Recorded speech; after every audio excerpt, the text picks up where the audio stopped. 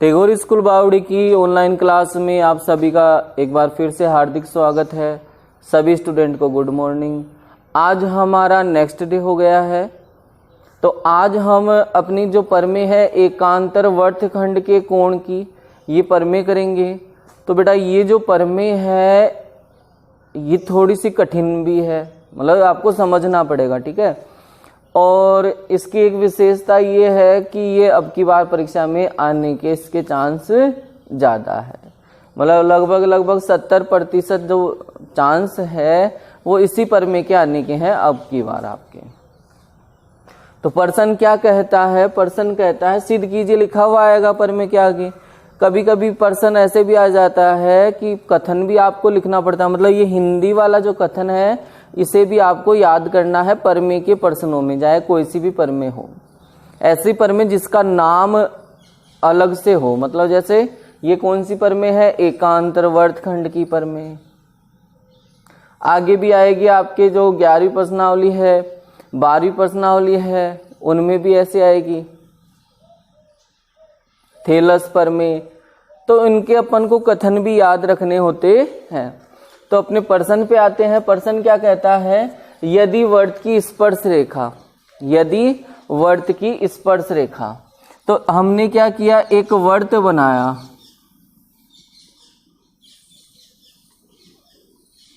जैसा जैसा पर्सन कहता है वैसे वैसे अपन को अपने डायग्राम की रचना भी करनी है। यदि वर्त की स्पर्श, केंद्र तो बनाना पड़ेगा, अगर आप वर्त बनाते हो तो उसका केंद्र बनाना पड़ेगा, क्योंकि केंद्र के बिना हम वर्त की रचना नहीं कर सकते। तो इसने कहा यदि वर्त की स्पर्श रेखा, तो इसकी स्पर्श रेखा बनाई हमने, ये स्पर्श रेखा बना दी और इसका नाम हमने दे दिया ए बी। इसका नाम हमने क्या दिया, ए बी। और ये स्पर्श कहाँ करती है, ये पी बिंदु पे स्पर्श करती है। कहाँ पे स्पर्श करती है, पी बिंदु पर स्पर्श करती है। तो यदि वर्त की स्पर्श रेखा बन गई, स्पर्श रेखा, स्पर्श रेखा के स्पर्श बिंदु से, स्पर्श बिंदु कहाँ, ये रहा, एक जीवा खींची जाए। इस स्पर्श बिंदु से क्या कर रहा है, ये एक जीवा खींच रहा है। तो जीवा हमने ये लो, ये हमने एक जीवा की रचना की पी क्यू। ये क्या हो गई, पी क्यू जीवा।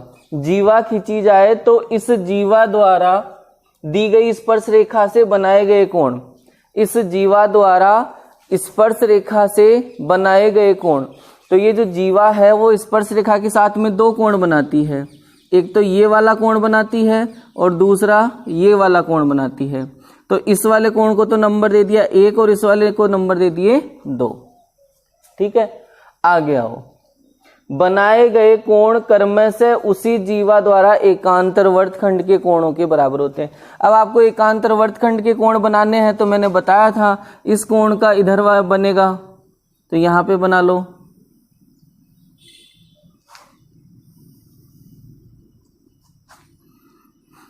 सी दे दो, ये कोण नंबर 3 हो गया। एक उधर बनाओ और ये कोण नंबर 4 हो गया, इसको डी दे दो। तो हमें क्या दिया हुआ है, हमें दिया हुआ है एक वर्त जिसका केंद्र ओ है। एक वर्त है और उस वर्त का केंद्र क्या है, ओ है। फिर क्या दिया हुआ था, देखो चित्र बनाया हमने, ए बी स्पर्श रेखा पी पर स्पर्श करती है।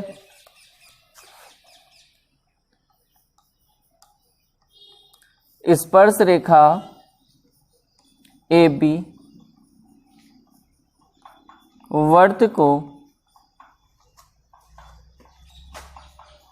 पी बिंदु पर स्पर्श करती है। ये हमें दिया हुआ है। सिद्ध क्या करना है,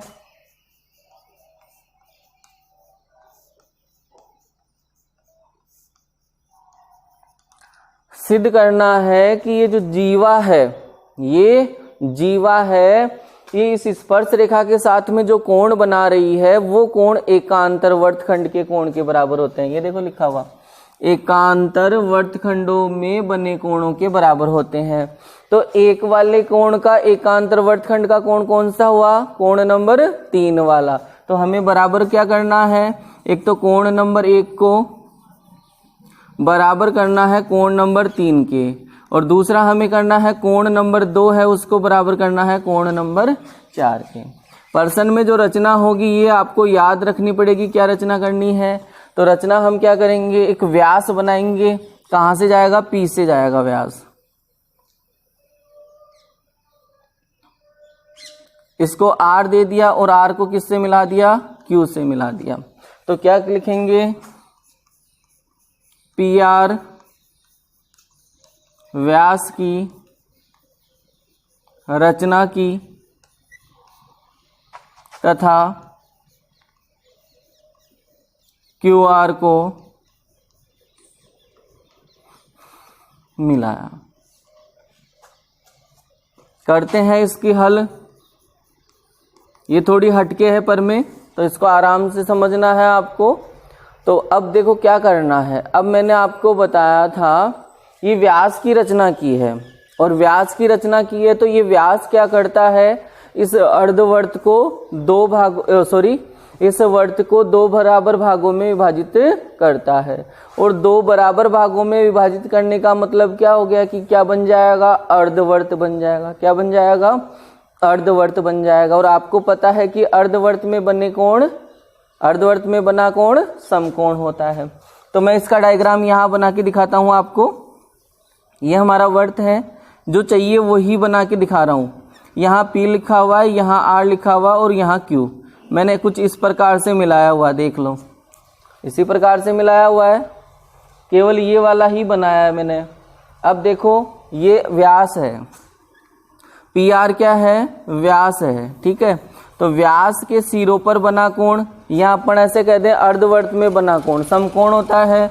तो ये कितने डिग्री का हो जाएगा? 90 डिग्री का। तो मैं यहाँ लिखूंगा चूंकि अर्धवर्त में, यहाँ थोड़ी जगह की कमी है इसलिए मैं आपको डायरेक्ट बाद में लिख देंगे ये वाला, पहले अपन वैसे लिख लेते हैं। ये कोण कितने डिग्री का हो जाएगा? 90 डिग्री का। तो कोण PQR बराबर कितने डिग्री का हो जाएगा जी? 90 डिग्री का। कोण PQR कितने का हो जाएगा? 90 का। इसका कारण यदि देना चाहो तो क्या हो जाएगा? अर्धवर्त में बना कोण समकोण होता है। अर्धवर्त में जो कोण बनता है वो समकोण होता है, इसलिए ये कितने डिग्री का हो गया? ये वाला कितने डिग्री का हो गया जी? 90 डिग्री का हो गया। अब मैं बात करता हूं, देखो एक बात बताना चाहता हूं कि ये कोई त्रिभुज है, इसमें इसका मान कितना हमने कर लिया? 90 का। तो इन दोनों का जोड़ कितना होगा बताओ? देखो त्रिभुज के तीनों कोणों का योग कितना होता है? 180। कितना होता है? त्रिभुज के तीनों कोणों का योग 180। 180 में इसका निकाल दो। कितना निकाला आपने? 90। तो इन दोनों का कितना बचेगा? फिर 90 ही बचेगा। तो ये वाला कोण और ये वाला कोण, इन दोनों का योग कितना होगा? 90 डिग्री। तो क्या लिखेंगे? अतः कोण, इसका नाम लिखना है, इसको बीच में रखो। तो क्या हो जाएगा? कोण QPR, कोण QPR प्लस कोण PRQ, और इन दोनों का योग कितना हो जाएगा? 90 डिग्री। और समीकरण नंबर 1। भाई कोई भी त्रिभुज हो तो उस त्रिभुज में यदि एक कोण 90 का है तो बाकी दोनों कोणों का योग कितना होगा? 90 डिग्री होगा। यदि एक कोण 100 का है तो बाकी दो कोणों का योग कितना होगा? 80 डिग्री। सीधी सी बात है, 180 करना है अपन को टोटल। यदि एक कोण 50 का है तो बाकी दो कोणों का योग कितना होगा? 130 होगा। ठीक है, तो यहाँ ये वाला कोण कितने डिग्री का हो गया? 90। तो इन दोनों का भी योग कितना होगा? 90। अब मैं फिर से वापस आपको डायग्राम बना के दिखाता हूं।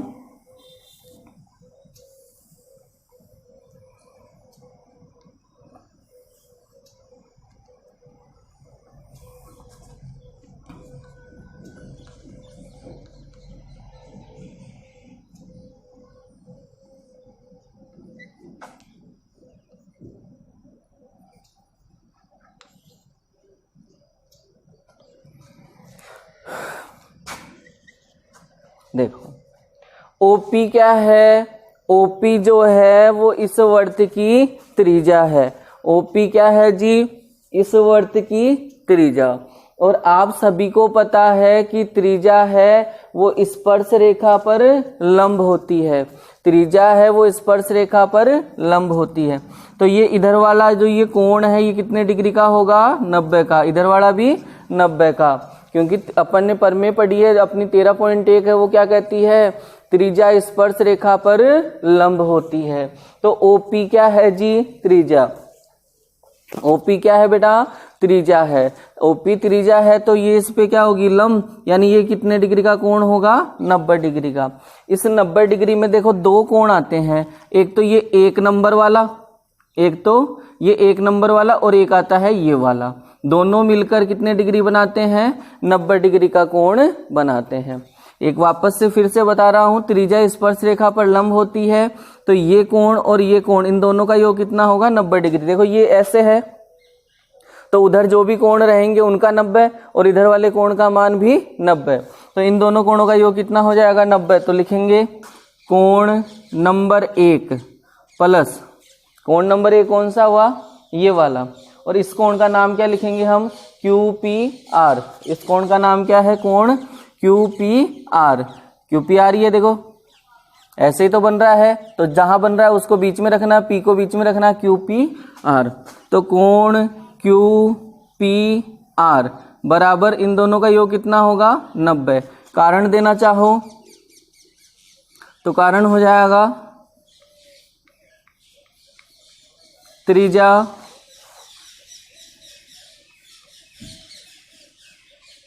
स्पर्श रेखा पर लंब। त्रिज्या जो होती है वो स्पर्श रेखा पर क्या होती है जी, लंब होती है। त्रिज्या स्पर्श रेखा पर क्या होती है, लंब होती है। और इसको हमने समीकरण नंबर क्या दे दिया, 2 दे दिया। समीकरण 1 और 2, समीकरण 1 वो 2 को अपन यदि ध्यान से देखें तो दोनों का RHS क्या है, देखो हमें 180 योग तो लाना नहीं है, सिद्ध करने वाले में 180 नहीं लाना। यदि 180 लाना होता तो हम क्या करते, दोनों समीकरणों को जोड़ देते। 180 नहीं लाना है तो क्या कर, देखो इसका RHS क्या है, बराबर। RHS यदि बराबर हो तो LHS भी क्या होगा, बराबर। तो समीकरण 1 व 2 से, समीकरण 1 व 2 से इनका RHS क्या है, बराबर। तो इनके इधर वाला जो LHS है वो भी क्या होगा, बराबर। कर दो बराबर, कोण QPR प्लस कोण PRQ, कोण QPR प्लस कोण PRQ बराबर हो जाएंगे। इसका LHS है वो इसके LHS के बराबर होगा, तो किसके बराबर हो जाएगा, कोण 1 प्लस कोण QPR के बराबर हो जाएगा। देखो मैंने क्या किया है, इन दोनों का RHS क्या है, दोनों का RHS समान है, और जब RHS समान हो तो LHS बराबर होगा, जब LHS बराबर हो तो RHS बराबर होगा। तो इनका जो RHS है वो RHS दोनों का क्या है, समान है। RHS समान है तो ये वाले दोनों भी क्या होंगे, बराबर होंगे। तो इन दोनों को हमने क्या रखा है, बराबर रखा है। बात करते हैं, देखो इसमें भी क्या है, इधर QPR और इधर भी क्या है, कोण QPR। कैंसिल हो गया, क्या रह गया अपने पास में, कोण PRQ बराबर कोण नंबर 1, और इसको नंबर दे दिया हमने समीकरण नंबर 3। इसको कौन सा दे दिया, समीकरण नंबर 3 दे दिया। आगे बात करते हैं, देखो एक एक बात को हमें समझना है। ये PQ क्या है, हमारी जीवा। PQ क्या है जी, जीवा। तो देखो यहाँ ये जो C है, यहाँ पे यहाँ C है और यहाँ कोण नंबर 3 लिखा हुआ है इस डायग्राम में। तो ये कोण नंबर 3 है वो किस जीवा के द्वारा बनता है, PQ जीवा के द्वारा बनता है। और एक यहाँ कोण बना हुआ है R पे, ये वाला। तो ये वाला भी कहाँ किससे बनता है, इस PQ जीवा के द्वारा ही बनता है। तो दोनों ही कोण, ये वाला और ये वाला, दोनों ही कोण किसके द्वारा बनते हैं, दोनों ही कोण किसके द्वारा बनते हैं, PQ जीवा के द्वारा बनते हैं। और दोनों ही किधर, एक ही तरफ बन रहे हैं। तो क्या हो जाएगा, एक ही वर्तखंड में बने कोण। और आपको पता है, मैंने बताया था ये प्रमेय शुरू करने से पहले, एक ही वर्तखंड में बने कोण समान होते हैं, एक ही वर्तखंड में बने कोण समान होते हैं। तो ये वाला कोण किसके बराबर हो जाएगा, इसके। तो क्या नाम है उसका, इसका नाम क्या है, इसका नाम है PRQ। तो ये PRQ है वो किसके बराबर हो जाएगा, कोण नंबर 3 के। तो PRQ है वो बराबर हो जाएगा कोण नंबर 3 के। और समीकरण नंबर 4, इसका कारण देना चाहो तो क्या हो जाएगा कारण, एक ही वर्तखंड में बने कोण, एक ही वर्तखंड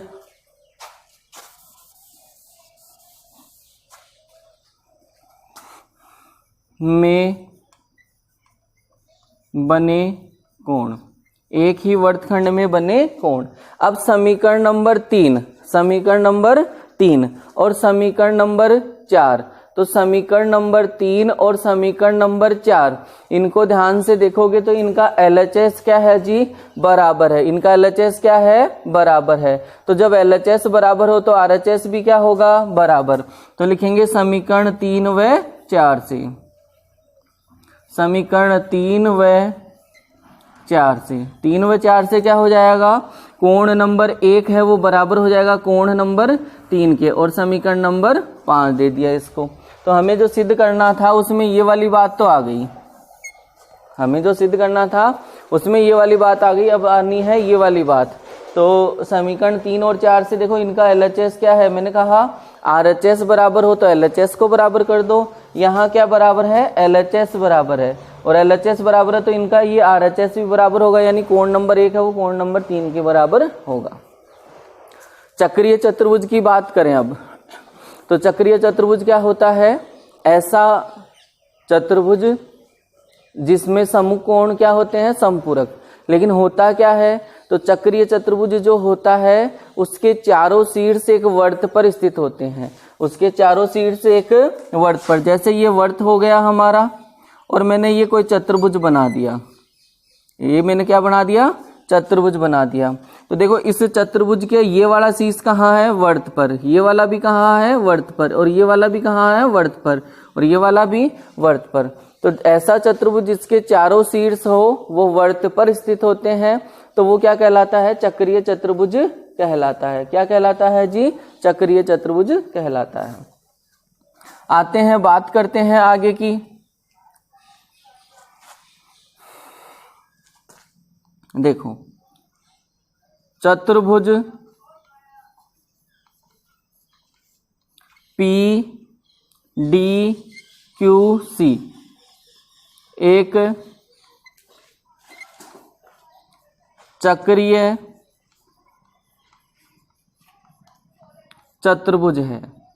ध्यान से देखना, P कहाँ है, वर्त पर, D वर्त पर, Q वर्त पर, और C ये वाला भी वर्त पर। तो ये क्या हो गया, एक चक्रीय चतुर्भुज हो गया। और चक्रीय चतुर्भुज में सम्मुख कोण क्या होते हैं, समपूरक होते हैं। तो ध्यान दोगे तो कोण नंबर 3 है वो कोण नंबर 4, इन दोनों का योग कितना हो जाएगा, 180 हो जाएगा। तो कोण नंबर 3 प्लस कोण नंबर 4, इन दोनों का योग कितना हो गया जी, 180। और इसको हम दे देते हैं समीकरण नंबर 6। अब बात करें सरल रेखा पर बने कोण, तो देखो ये जो मैंने सबसे पहले रचना की थी, मैंने इस प्रकार से एक स्पर्श रेखा बनाई और यहाँ PQ लिखा, ये P और यहाँ Q। तो ये क्या है, PQ जीवा जो है वो PQ जीवा इस स्पर्श रेखा पर कोण बना रही है।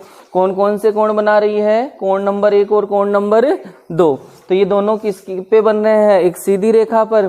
तो सरल रेखा पर बने कोणों का योग 180। तो कोण नंबर 1 और कोण नंबर 2, इसका योग कितना हो जाएगा, 180। तो मैं करता हूं कोण नंबर 1 प्लस कोण नंबर 2 बराबर 180 और समीकरण नंबर 7। इसका कारण आप लिखोगे, यहाँ आप लिख लेना, सरल रेखा पर बने कोणों का योग 180।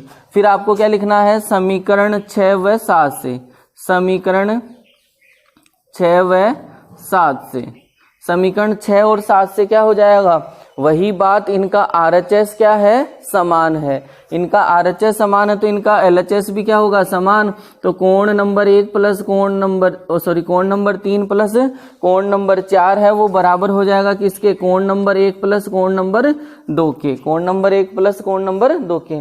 देखो यहाँ 5 में ध्यान दोगे तो कोण नंबर 1 किसके बराबर है, 3 के। 1 किसके बराबर है, 3 के, तो 3 वाला किससे कट जाएगा, 1 वाले के। आप अगर लिखना चाहो तो यहाँ कोण नंबर 3 है, वहां क्या लिख सकते हो, कोण नंबर 1, क्योंकि ये दोनों क्या है, बराबर है।